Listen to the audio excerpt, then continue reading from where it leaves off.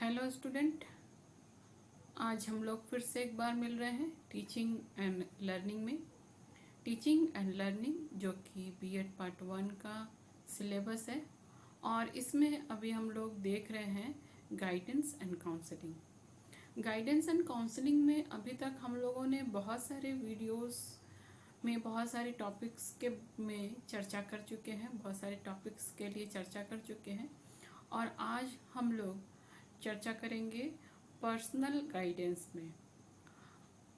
क्या है personal guidance या फिर व्यक्तिक निर्देशन क्या है, इसके बारे में हम लोग चर्चा करेंगे।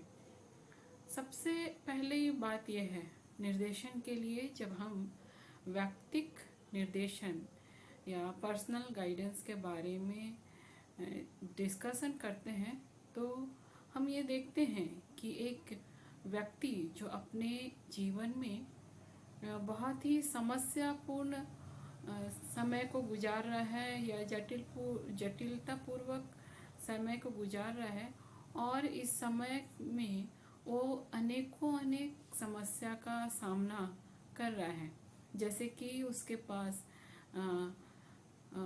संवेगात्मक या भावनात्मक इमोशनल समस्याएं होती हैं, समाज से जुड़ी हुई समस्याएं होती हैं। जिस समाज में वो व्यक्ति रह रहा है उस समाज से जुड़ी हुई समस्याएं उसके पास होती है।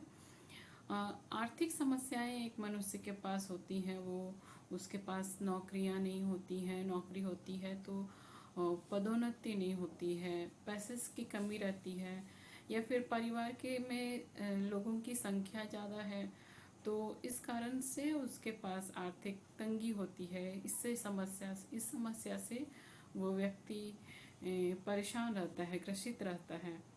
अनेकों सांस्कृतिक क्षेत्रों में उसके पास समस्या होती है।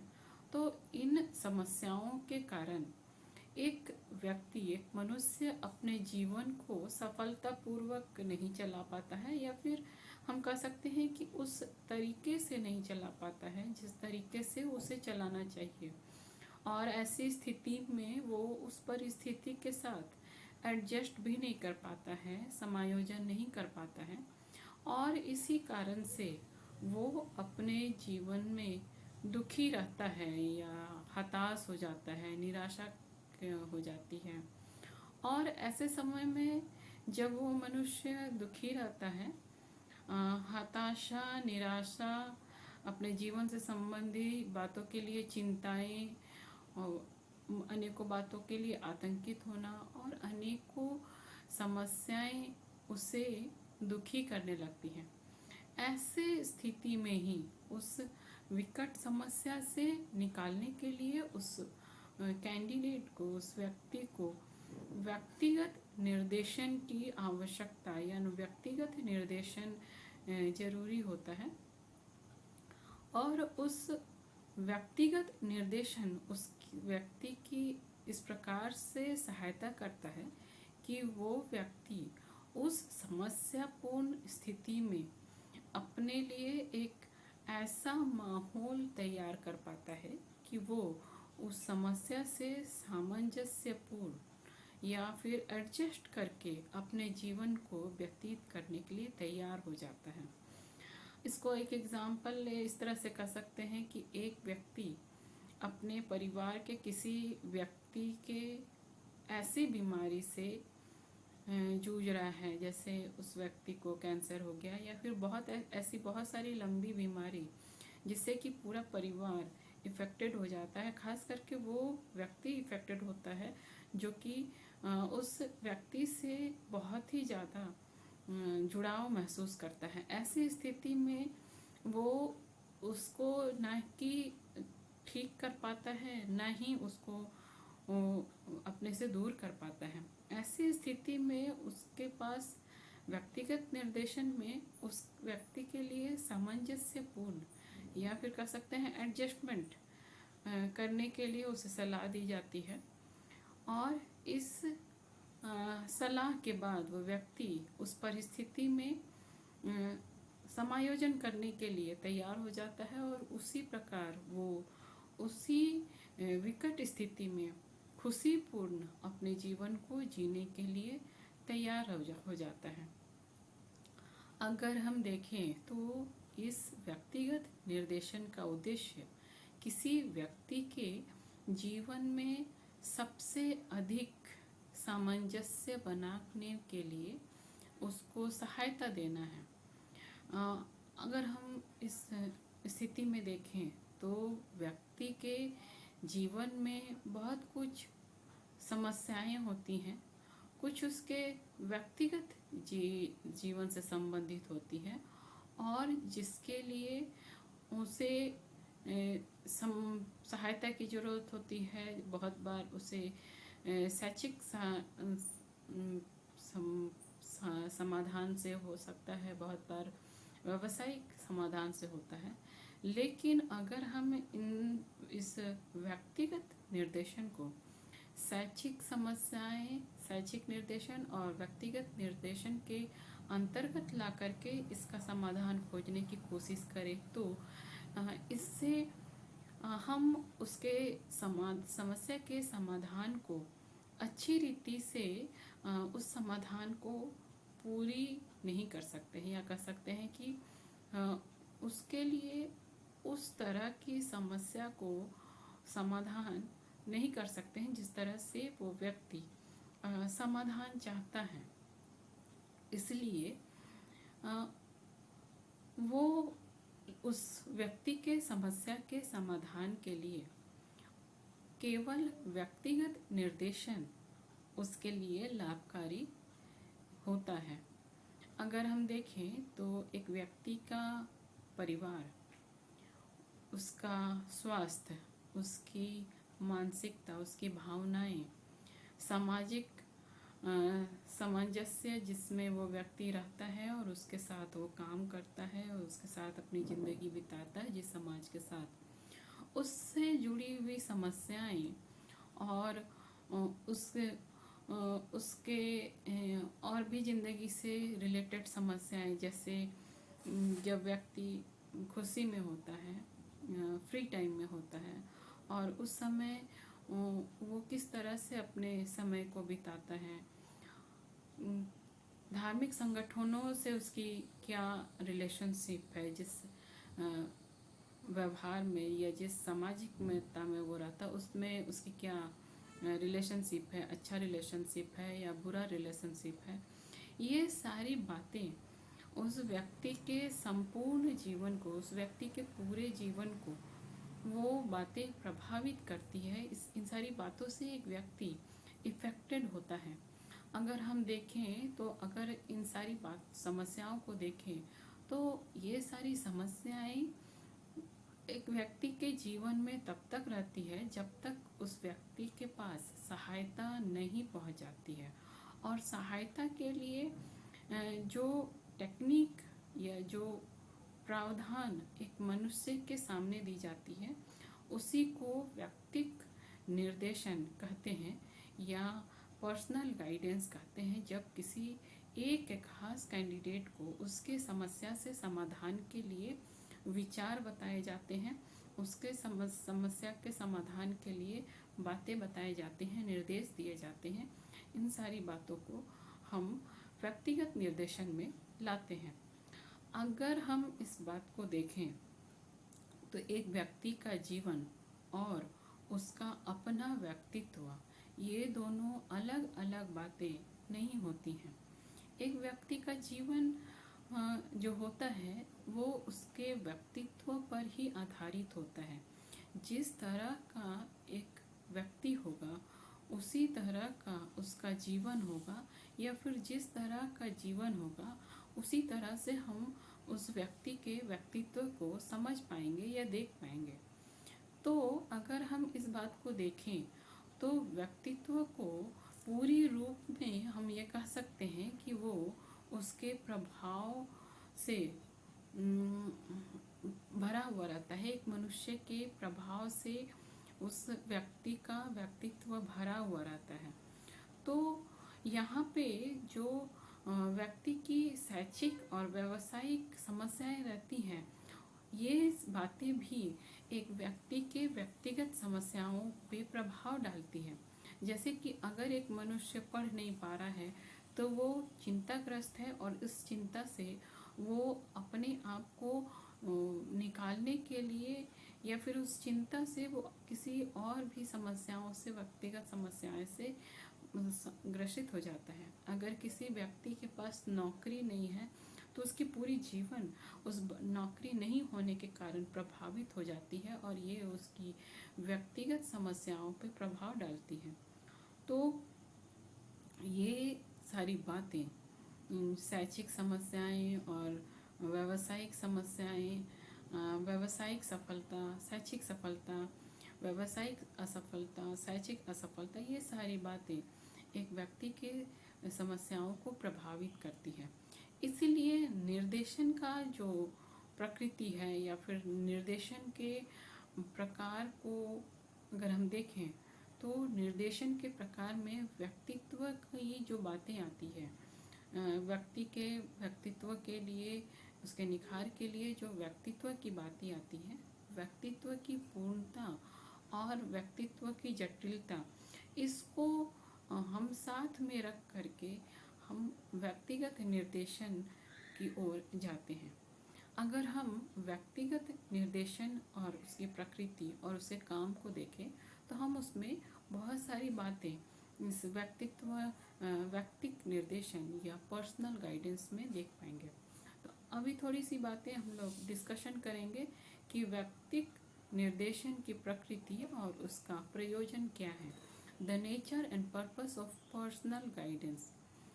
निर्देशन के प्रारूप को विचार करने के लिए हम बहुत बार देखते हैं कि किस प्रकार से एक व्यक्ति अपने व्यक्तिगत जीवन का एक संबंध सामाजिक जीवन से बना पाता है या बना हुआ रहता है, बनाता है। एक व्यक्ति के व्यक्तिगत जीवन का अभिन्न संबंध उसका अपना सामाजिक जीवन रहता है। व्यक्तिक निर्देशन या व्यक्तिगत निर्देशन, पर्सनल गाइडेंस, इसमें एक व्यक्ति के समस्याओं और जो उसकी पर्सनल समस्याएं रहती हैं और उसकी सामाजिक समस्याएं रहती हैं, इस दोनों बात पे वो ध्यान करता है। या फिर कह सकते हैं कि व्यक्तिगत निर्देशन में एक व्यक्ति के व्यक्तिगत समस्याएं और यहाँ पे व्यक्तिगत निर्देशन या व्यक्तिक निर्देशन, पर्सनल निर्देशन, ये निर्देशन तब होती है जब किसी व्यक्ति को स्वास्थ्य से रिलेटेड उसके फिजिकल प्रॉब्लम है, मानसिक प्रॉब्लम है, सामाजिक प्रॉब्लम है, आर्थिक प्रॉब्लम है, धार्मिक प्रॉब्लम है, और इस सभी बातों से उसे सामंजस्य करने के लिए, एडजस्टमेंट करने के लिए उसे व्यक्तिगत निर्देशन की आवश्यकता होती है। इस व्यक्तिगत निर्देशन में एक व्यक्ति की सामाजिक और नागरिक समस्याएं, व्यक्तिगत समस्याएं, स्वास्थ्य समस्याएं, शारीरिक समस्याएं, नैतिक समस्याएं, इन सारी समस्याएं या इन सारी क्रियाओं से संबंधित होती है व्यक्तिगत निर्देशन।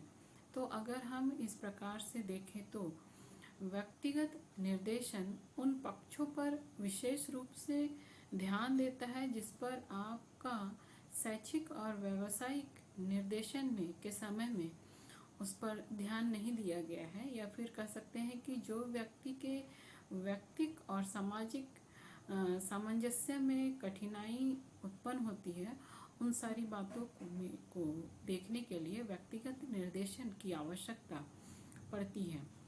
व्यक्तिगत निर्देशन का कार्य यह है कि किसी भी व्यक्ति के शारीरिक, मानसिक और सामाजिक और उसके नैतिक और उसके आध्यात्मिक विकास में सहायता करे और उन सभी बातों में समायोजन कर सके, एडजस्टमेंट कर सके। एक व्यक्ति इस बात की भी सहायता करे।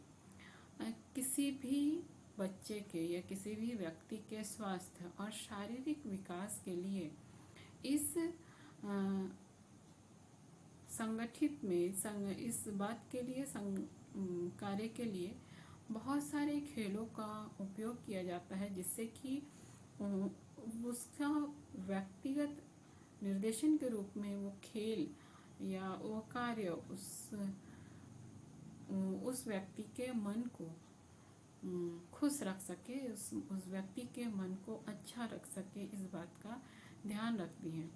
भावनात्मक विकास के लिए उसकी आत्म अभिव्यक्ति या इमोशनल डेवलपमेंट के लिए उसके अभिव्यक्ति, उस व्यक्ति के एक्सप्रेशन को अवसर देता है कि वो उस अपने आप को अच्छी रीति से जान करके, वो अपने आप को पहचान करके वो उस अनुसार से अपनी प्रगति कर सके।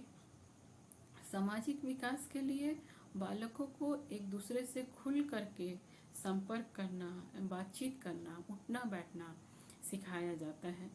अगर हम देखें तो व्यक्तिगत निर्देशन में के सामान्य समस्याओं पर, व्यक्तिगत निर्देशन के समय में सामान्य समस्याओं पर विचार कर लेना व्यक्तिक निर्देशन के क्षेत्र को समझने में लाभदायक सिद्ध होता है। अब हम आते हैं कि जो व्यक्तिगत समस्याएं हैं, सामान्य तौर पे जितने भी व्यक्तिगत समस्याएं हैं वो किस तरह से या कौन कौन सी समस्याएं हैं। Commonly observed personal problems. अगर हम निर्देशन के क्षेत्र में जितने भी रिसर्च हो रहे हैं और उससे संबंधित जितने भी साइंटिस्ट हैं, जितने भी लोग हैं, कैंडिडेट हैं, वो जो कि समस्या पे, पर्सनल प्रॉब्लम्स में जो पर्सनल गाइडेंस के लिए काम कर रहे हैं, उनके अध्ययन को, उनके स्टडीज़ को हम रिसर्च करें, देखें, उनके रिसर्च को अगर हम स्टडी करें तो हम उस स्टडी के आधार पर उन्होंने जो भी रिसर्च पाए हैं, जितने भी एनालिसिस किए हैं, उसमें एक मनुष्य के जीवन में लगातार या हमेशा पाई जाने वाली समस्याओं को एक तरह से क्लासिफाई करके उसका क्लासिफिकेशन शैक्षिक, व्यावसायिक और व्यक्तिगत के रूप में उसे अलग अलग करके दर्शाने की कोशिश किया है। अगर हम इसी तरह से कुछ खास मनोवैज्ञानिक या कुछ खास विद्वानों का रिसर्च देखें तो हम उसमें बहुत सारी समस्याओं को देख पाएंगे। मूनी और रेमर्स, ये दो विद्वान हैं, रास एल मूनी और एच रेमर्स। रास एल मूनी और एच रेमर्स व्यक्तिगत समस्याओं को 7 वर्गों में रखते हैं और वो 7 वर्ग जो हैं वो इस प्रकार से हैं। सबसे पहले हम लोग बात करेंगे स्वास्थ्य और शारीरिक विकास से संबंधी समस्याओं पर। Problems related to physical health and constitutional development. व्यक्तिगत समस्याओं में स्वास्थ्य और शारीरिक विकास संबंधी समस्याएं प्रमुख होती हैं। जब किसी रोग या शारीरिक कमजोरी से निदान के लिए किसी व्यक्ति को डॉक्टर से निर्देशन की आवश्यकता पड़ती है तो इस तरह की समस्याओं को शारीरिक विकास संबंधी समस्याएं और स्वास्थ्य संबंधी समस्याएं कहा के क्लासिफिकेशन में रखा जाता है, इसके स्तर पर रखा जाता है। इस निर्देशन को हम इस तरह से देख सकते हैं कि जो व्यक्ति के उसके अपने जीवन में स्वास्थ्य संबंधी और शारीरिक संबंधी समस्याएं हो जाती हैं, तब उस समस्या को उसके व्यक्तिगत जीवन के आधार पर मान करके हम उसे स्वास्थ्य और शारीरिक विकास संबंधी समस्याओं के अंतर्गत रखते हैं। दूसरा है सामाजिक संबंधों से जुड़ी समस्याएं, problems related to social relationship.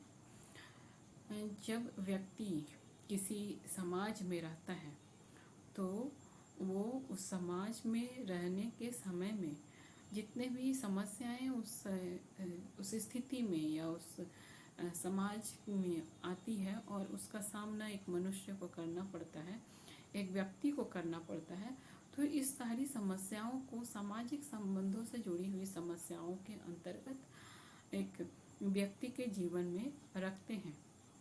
यहाँ हम देखते हैं कि एक व्यक्ति किस सीमा तक किसी समाज में या किसी नागरिकता में या किसी मनोरंजन के कार्य में, किसी क्लब की नागरिकता में या किसी मनोरंजन के कार्यों में कितना पार्टिसिपेशन अपना देता है, किस प्रकार से वो समाज के दूसरे व्यक्ति से रहने के लिए तैयार हो जाता है, किस तरह से वो उस समाज में उस व्यक्ति के साथ उठना बैठना चाहता है, उससे बातें करना चाहता है, किस तरह से वो अन्य लोगों के साथ वो एडजस्ट कर पाता है, उसकी रुचि उनमें कितनी है, कितना उनके साथ उठना बैठना पसंद करता है, कितना उठना बैठना नहीं पसंद करता है, वो उन लोगों के साथ किस तरह से एडजस्ट करके रहता है।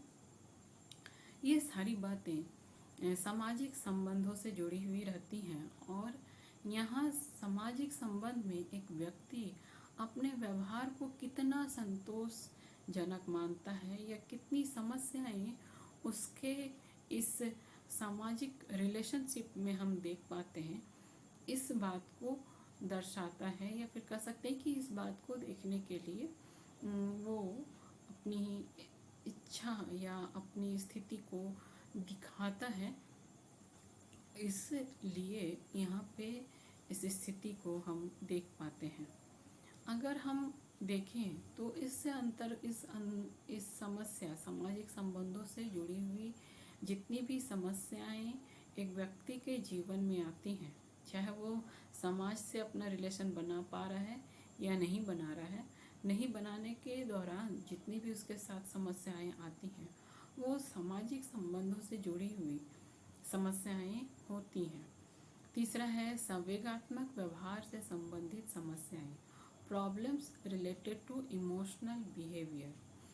व्यक्तिगत समस्याओं में उसकी भावनात्मक समस्याएं एक मनुष्य के व्यक्तिगत समस्या के दौरान सबसे कठिन और सबसे जटिल समस्या मानी जाती है।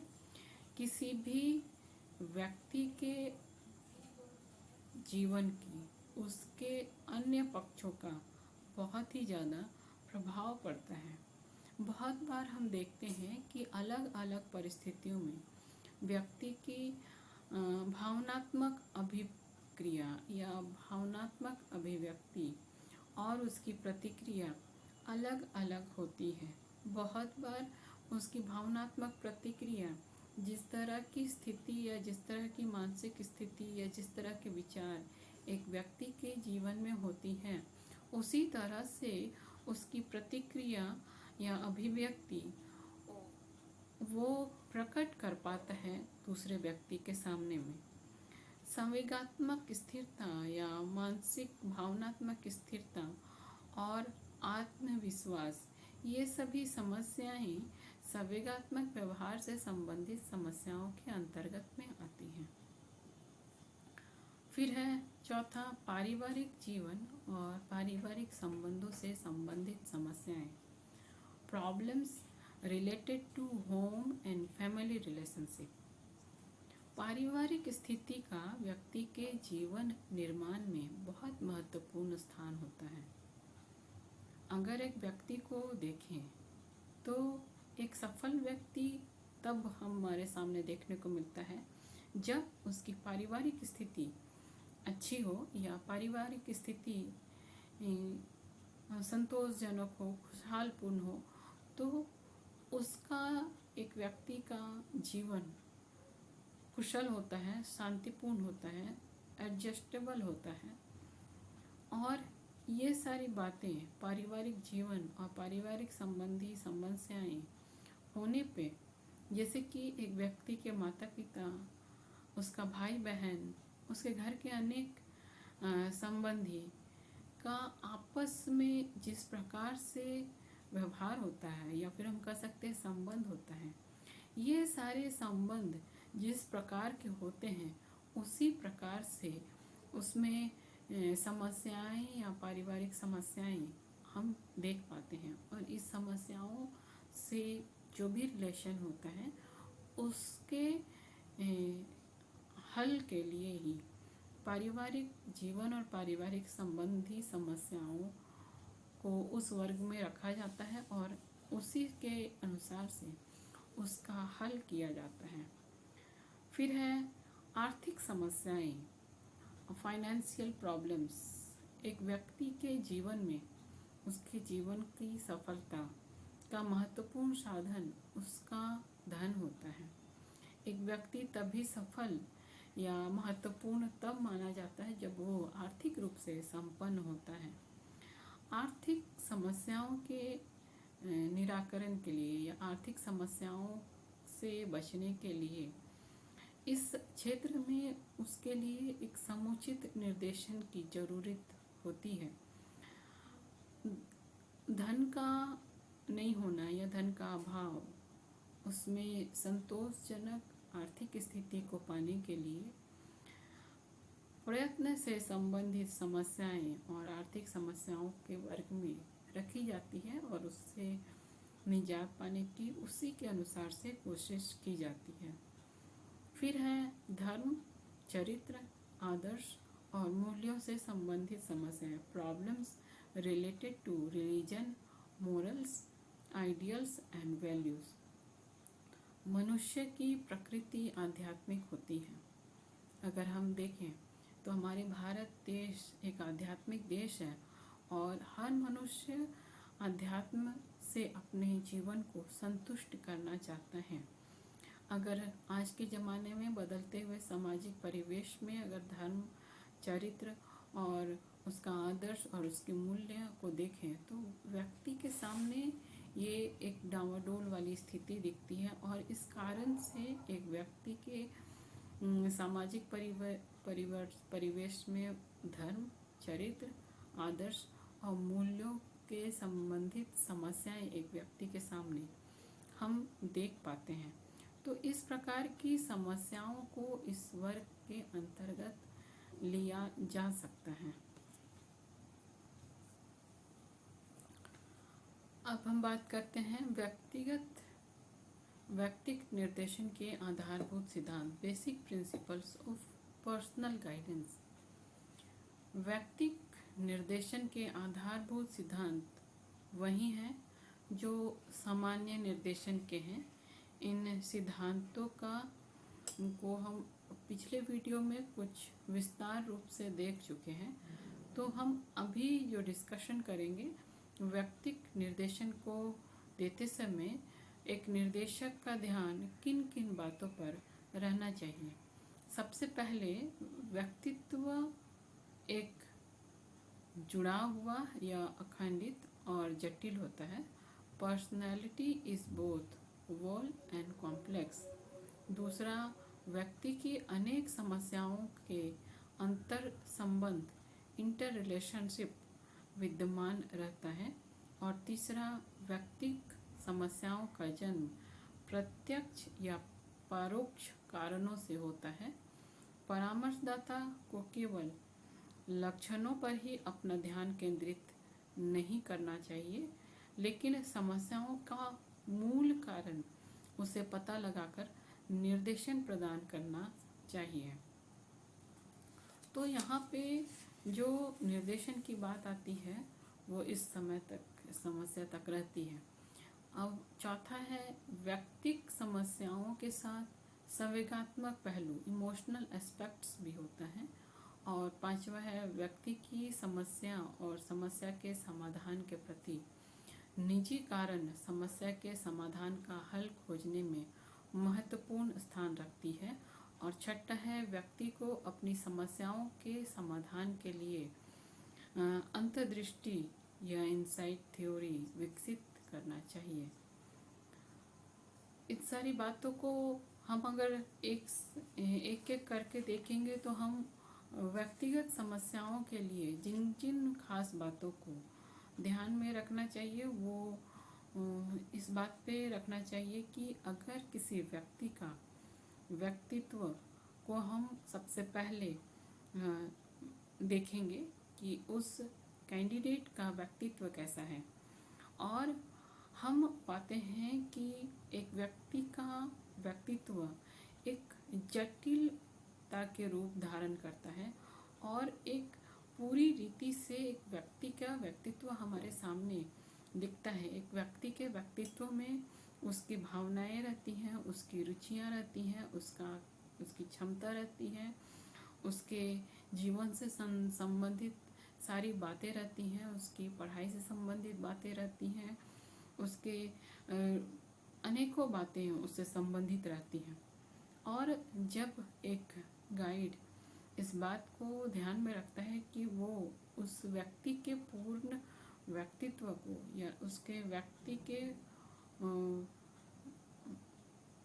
पर्सनालिटी को वो जांचता है और उसके बाद ही अपना राय उस व्यक्ति के संबंध में कायम करता है। दूसरी बात है कि एक व्यक्ति के जीवन में जब कोई एक समस्याएं होती हैं तो वो समस्याएं किसी और कारण से भी होती है या दूसरी समस्याएं उसकी व्यक्तिगत समस्या से रिलेटेड दूसरी समस्याएं एक दूसरे से इस तरह से जुड़ी रहती है कि वो एक समस्या के निजात करने के लिए वो दूसरी समस्याओं की ओर भी ध्यान देता है।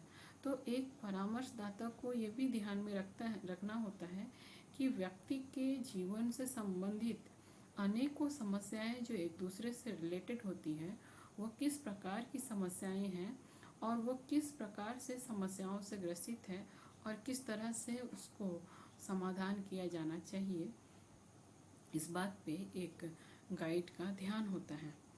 तीसरी बात है व्यक्तिगत समस्याओं जो एक मनुष्य के बीच में रहती हैं वो उसके जीवन काल में प्रत्यक्ष रूप से और कुछ अनेकों कारणों से होती है। परामर्शदाता को उस लक्षणों पर अपना ध्यान नहीं देना चाहिए जो उसके जन्म से संबंधित होती है। जैसे अगर किसी व्यक्ति का जन्म से हाथ नहीं है, एक आँख नहीं है, इन सारी बातों को हटा करके समस्या का मूल कारण जो उससे वो नहीं कर पा रहा है, जैसे एक हाथ से वो काम नहीं कर पा रहा है, एक आँख से वो नहीं देख पा रहा है, ये नहीं देख पाना या नहीं कर पाना, ये मूल कारण को देखते हुए निर्देशन देना चाहिए। जैसे कि मान लिया जाए अगर एक व्यक्ति का एक हाथ नहीं है और उस हाथ का भी बहुत बड़ा रोल है तो उस व्यक्ति का मूल कारण ये है कि वो काम नहीं कर पा रहा है और उसे काम करने योग्य बनाना। जैसे कि हम अपने परिवेश में अनेकों लोग को देखते हैं कि जो हमारे पास कैंडिडेट हैं बहुत सारे लोग जिनके पास दोनों हाथें नहीं हैं लेकिन पैर है, तो वो व्यक्ति पैरों से लिखता है, तो वो मूल कारण है नहीं लिख पाना, तो उसे किसी न किसी तरह से इस योग्य करना या इस तरह से निर्देशन देना कि वो अपनी अयोग्यता को भूल करके अपने को उस योग्य बना सके, इस तरह का निर्देशन देने के लिए उसमें ऊर्जा देना ये व्यक्तिगत समस्या के निपटारे का कारण बना सकते हैं एक निर्देशन करता। व्यक्तिगत समस्याएं जो एक मनुष्य के साथ रहती हैं उसके अपने भावनात्मक पहलू होते हैं और एक निर्देशनकर्ता को उस भावनात्मक पहलू को खोज करना होता है जो कि एक व्यक्तिगत समस्याओं के निराकरण में सबसे बड़ा और सबसे प्रमुख रूप बना सकता है। व्यक्ति की समस्या और उस समस्या के समाधान के लिए उस व्यक्ति की अपनी निजी धारणा समस्या के समाधान को खोजने में महत्वपूर्ण ध्यान रखता है। व्यक्ति को अपनी समस्याओं के समाधान के लिए दूरदृष्टि का होना या अपनी समस्या के समाधान को खुद से उस समस्या का समाधान निकाल लेने की जैसे दृष्टि को बना लेना चाहिए जिससे कि वो अपनी समस्या का समाधान कर सके। अब अब हम आते हैं, जब शिक्षा आयोग या शिक्षा के विभिन्न स्तर पर व्यक्तिगत निर्देशन या व्यक्तिक निर्देशन का क्या स्वरूप होना चाहिए। Nature of personal guidance at different levels. जब एक व्यक्ति बचपन से लेकर के प्रौढ़ अवस्था तक पहुंचता है, व्यक्ति की व्यक्तिगत समस्याओं में निर्देशन की व्यवस्था शिक्षा प्रणाली के अंतर्गत हमें दिखाई पड़ती है। शिक्षा के विभिन्न स्तर पर व्यक्तिक निर्देशन की रूपरेखा क्या हो सकती है, ये हम इस समय देखेंगे। जब एक बच्चा या कह सकते हैं कैंडिडेट अपने बाल्य अवस्था में होता है, बच्चा होता है, बालक की अवस्था में होता है, तब उसे प्री प्राइमरी स्टेज में पूर्व प्राथमिक स्तर पर जिस तरह से गाइडेंस देना चाहिए उसके बारे में सबसे पहले हम लोग देखेंगे। पूर्व प्राथमिक स्तर या प्री प्राइमरी स्टेज में बच्चों को स्वास्थ्य संबंधी निर्देशन दिया जा सकता है, जैसे कि बच्चों को ये बताना कि किस प्रकार से आप अपने आप को साफ सुथरा रख सकते हैं, हाथ मुंह की स्वच्छता किस तरह से रख सकते हैं, अपने रहने के स्थान को किस तरह से साफ सुथरा रख सकते हैं। और ये आदतें उन्हें पूर्व प्राथमिक स्तर प्राइमरी प्री प्राइमरी स्टेज पर देने से उनमें ये आदतें डाली जा सकती हैं। इसके अलावा उनमें जो सामान्य शारीरिक आवश्यकताएं हैं, जैसे कि भोजन की आवश्यकता, कपड़े की आवश्यकता, इन सारी बातों को भी ध्यान रखना उन्हें सिखाया जा सकता है। अपने मित्रों के साथ किस प्रकार से सहयोग से रह सकते हैं, मिलजुल करके खेल सकते हैं, उनकी भावनाओं का आप ध्यान रख सकते हैं।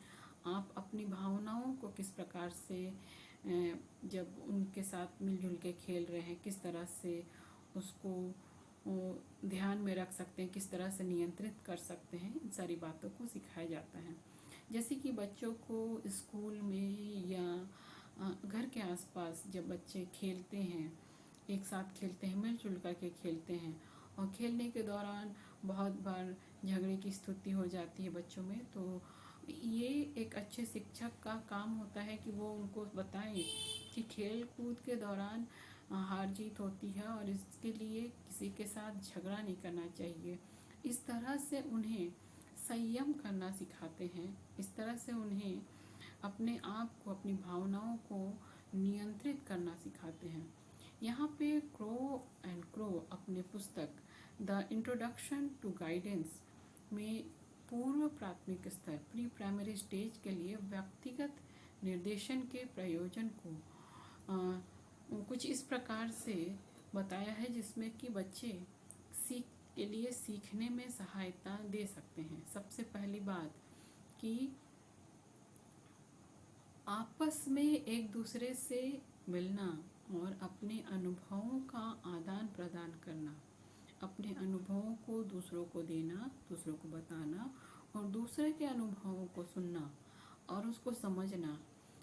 बच्चों के पास जो उनके खिलौने होते हैं उनको दूसरे बच्चों को देना, और दूसरे बच्चे को भी ये बताया जाता है कि वो भी दूसरों बच्चे को अपने खिलौने को बांट सके और उसके साथ खेल सके।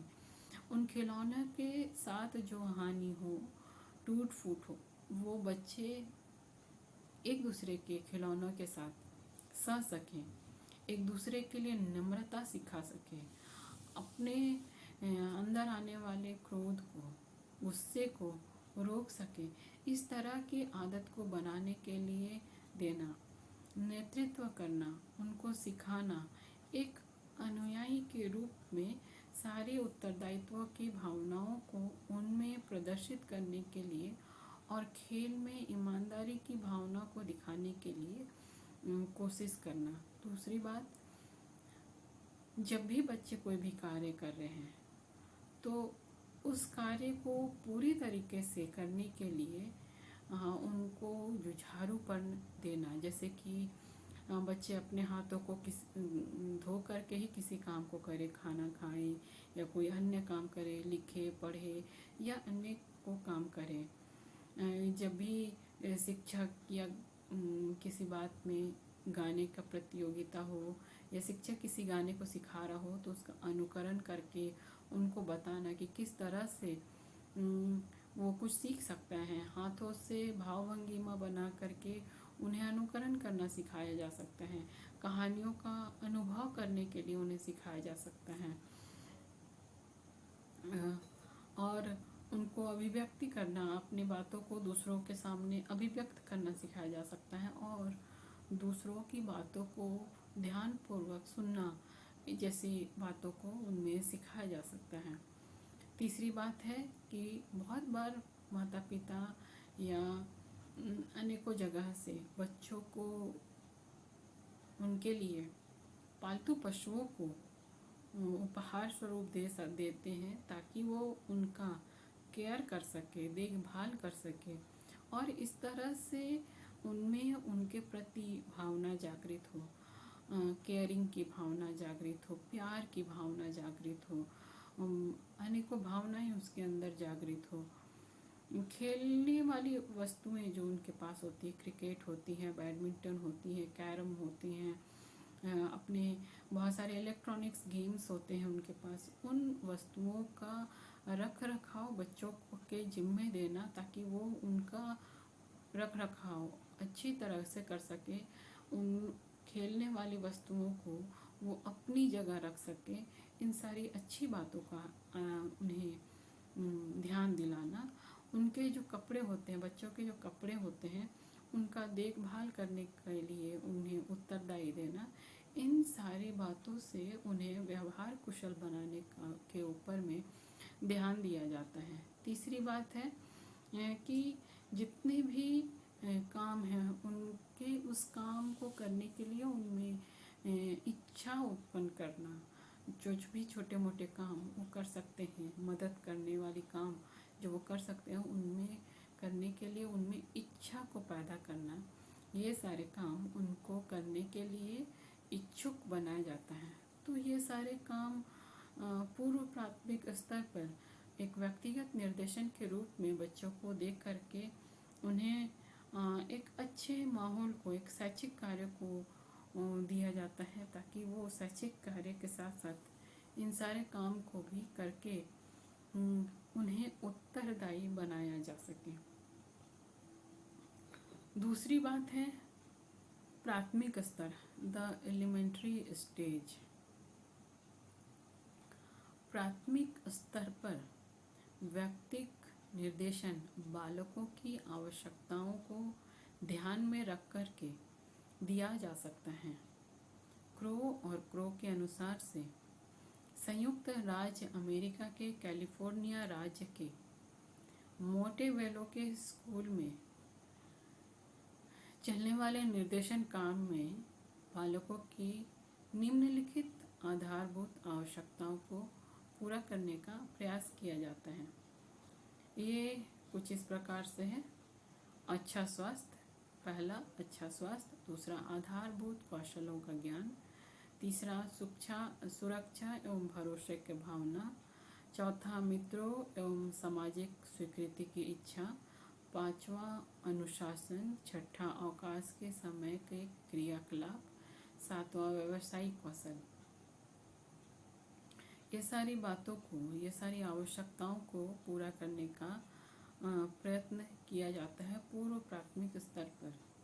अच्छे स्वास्थ्य में अगर हम देखें तो बच्चों के लिए संतुलित पर्याप्त भोजन, पर्याप्त विश्राम, पर्याप्त नींद। आधारभूत कौशल में बच्चे के लिए सीखने और समझने योग्यता, सुरक्षा और भरोसे की भावना में उसके पास घर, विद्यालय, परिवार और ये सारी इसके अंतर्गत आने वाली सारी क्रियाएं, जिससे कि बच्चा सुरक्षा और भरोसा की भावना उसके अंदर उत्पन्न हो जाए। चौथा मित्रों के सामाजिक स्वीकृति, मित्रों और एवं सामाजिक स्वीकृति में बच्चा जब अपने दोस्तों के साथ रहे तो वहाँ उसकी स्वीकृति हो, बड़ों के साथ रहे तो वहाँ उसकी बातों की स्वीकृति हो, इसका भरोसा बच्चों को हो और इसकी आवश्यकताओं को पूरी हो।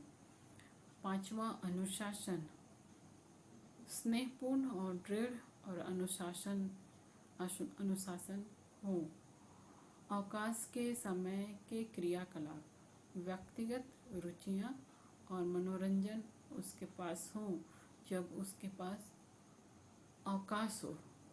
व्यावसायिक कौशल, सांसारिक कार्यों का सामान्य ज्ञान। प्राथमिक स्तर पर बालकों की इन आवश्यकताओं को ध्यान में रखकर व्यक्तिक निर्देशन की व्यवस्था की जानी चाहिए। बालकों में उचित अनुचित समझने की आदत और आत्मानुशासन का विकास इस स्तर से शुरू करना चाहिए कि आत्मानुशासन का विकास किया जा सके। आत्मानुशासन का विकास तभी किया जा सकता है जब बालक अनुशासन का वास्तविक उद्देश्य को समझ पाएंगे। इसके लिए उन्हें ये बताया जाना चाहिए कि अनुशासन के द्वारा ही जीवन को खुशी, सुखी और सार्थक बनाया जा सकता है।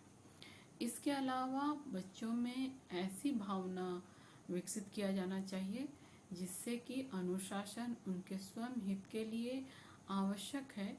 ये भावना उत्पन्न करा करके उन्हें अनुशासन के लिए प्रेरित किया जाना चाहिए। अगर कभी बच्चों को दंड दिया जाता है तो बालक के स्वयं के सुधार के लिए हो, इस प्रकार का दंड उसके लिए होना चाहिए, ना कि उन्हें इसलिए लगे कि शत्रुता के कारण या किसी द्वेष के कारण से उन्हें दंड दिया जा रहा है। इसी प्रकार से प्राथमिक स्तर पर व्यक्तिक निर्देशन बच्चों में उनके जीवन के व्यक्तिगत और सामाजिक पक्षों के प्रति उचित दृष्टिकोण विकसित करने में सहायक हो, ऐसी स्थिति में दिया जाना चाहिए। तीसरा है जूनियर हाई स्कूल स्टेज पे दिए जाने वाला व्यक्तिगत निर्देशन। जूनियर हाई स्कूल में आने वाले जो बच्चे रहते हैं, किशोरावस्था के से पहले के आयु के बच्चे रहते हैं, उनमें उत्साह और शारीरिक विकास की गति तेज हो जाती है। इस स्तर पर उनके सामने अनेक समस्याएं आ जाती है और जिसके समाधान के लिए व्यक्तिगत निर्देशन की आवश्यकता पड़ती है। इसी स्तर पे छात्र अपने परिवेश में सामंजस्य प्राप्त कर सके, इसी काम को करने के लिए, इसी काम को देखते हुए उन्हें व्यक्तिगत निर्देशन की व्यवस्था दी जानी चाहिए ताकि वे एक दूसरे से संबंध स्थापित करते हुए मित्रता की भावना को विकसित कर सकें। नेतृत्व के गुणों का विकास एवं अनुमान करने के गुण उनमें विकसित किया जा सके और यह व्यक्तिगत निर्देशन का सबसे प्रमुख योजना है। एक बच्चे एक समूह में एकता से संबंधित, एकता की भावना से उत्प्रेरित काम को कर सके, उनकी शैक्षिक और व्यावसायिक और व्यक्तिगत समस्याएं जो एक दूसरे से इस स्तर पर, इस स्टेज पे बच्चों की आयु अवस्था पे जुड़े रहते हैं, व्यक्तिगत निर्देशन देते हुए उन्हें उनके अंदर ऐसी दृष्टि देनी चाहिए कि वो अपनी शैक्षिक और व्यक्तिगत समस्याओं का, शैक्षिक और व्यावसायिक समस्याओं का समाधान के लिए अपनी दृष्टिकोण को बना सके। क्रो और क्रो के अनुसार से जूनियर हाई स्कूल में व्यक्तिगत निर्देशन की व्यवस्था करते समय कुछ खास बातों को ध्यान में रखा जाना चाहिए। सबसे पहला बात, बालकों को अपने और दूसरों के हित के लिए लगातार अधिक जिम्मेदारी वो निभाएं, ऐसी प्रेरणा का विकास उनके अंदर करना चाहिए। दूसरा, छात्रों को इस बात से अवगत कराना चाहिए कि व्यक्तिक समस्या सामंजस्य की कुछ समस्याएं विकास के समय सामंजस्य के रूप में आ जाती हैं। तीसरी बात, भविष्य में होने वाली शिक्षा के प्रति उन्हें हमेशा उत्साहित करना और क्रियाशील बनाते रहना चाहिए। चौथा जो है वो है कि जितनी भी मेहनत एक बच्चा कर रहा हो उसका महत्व और जीविकोपार्जन के लिए जितने भी विभिन्न स्टेजेस आते हैं, जितने भी विभिन्न प्रकार के जीविकोपार्जन करने के तरीके आते हैं, उन्हें बताते रहना चाहिए। पांचवा, छात्रों को विभिन्न व्यवसायों के प्रारंभिक रूप में जिस तरह की पढ़ाई होती है, जिस तरह के उन्हें नॉलेज दिए जाते हैं, इसके बारे में भी बच्चों को बताते रहना चाहिए, ताकि वो अपनी योग्यता और रुचि के अनुसार से उस अमुक व्यवसाय के लिए अपनी धारणा को बना सके, अपनी सोच को उस ओर विकास कर सके। छठी बात है कि व्यावसायिक समस्याओं से बच्चों को अवगत कराते रहना चाहिए जो उनके जीवन में उस व्यवसाय से संबंधित आने वाले हैं, और उसके बाद उन्हें ये बताते हुए ये बताना चाहिए कि समस्याओं से निवारण भी किस प्रकार से किया जा सकता है। उनमें उन गुणों का विकास करने के लिए प्रेरणा देना चाहिए जो कि उसके रचनात्मक जीवन के लिए आवश्यक है। आठवीं बात, जीवन के वर्तमान और भावी योजना के विषय में अपने बच्चों के माता पिता, उनके जो टीचर्स हैं, जो निर्देशक हैं, इन सभी बातों के बीच में, इन सभी लोगों के बीच में अपनी समस्याओं की चर्चा करती रहनी चाहिए, अपनी समस्याओं का डिस्कशन करते रहना चाहिए, जिससे कि वो समस्याओं के समाधान में एक निवारणपूर्ण अवस्था उनके सामने आ सके। अगली बात है कि आवश्यकता पड़ने पर व्यक्तिगत निर्देशन के लिए निसंकोच एक गाइड के पास चले जाना, व्यक्तिगत एक निर्देशन के पास चले जाना चाहिए। फिर है हाई स्कूल स्तर पर आने वाले जितने छात्र होते हैं वो या तो किशोरावस्था की दहलीज में होते हैं या फिर उसमें प्रवेश कर लेते हैं। इस समय में उनकी आवश्यकता, रुचियों की दृष्टि को देखते हुए उनमें व्यक्तिगत निर्देशन का स्वरूप निर्धारित किया जा सकता है। इस स्तर पर सामंजस्य की समस्याएं हमें जटिल दिखाई पड़ती हैं और व्यक्तिगत निर्देशन छात्रों के परिवेश में समुचित सामंजस्य प्राप्त करने में सहायता दे सकता है।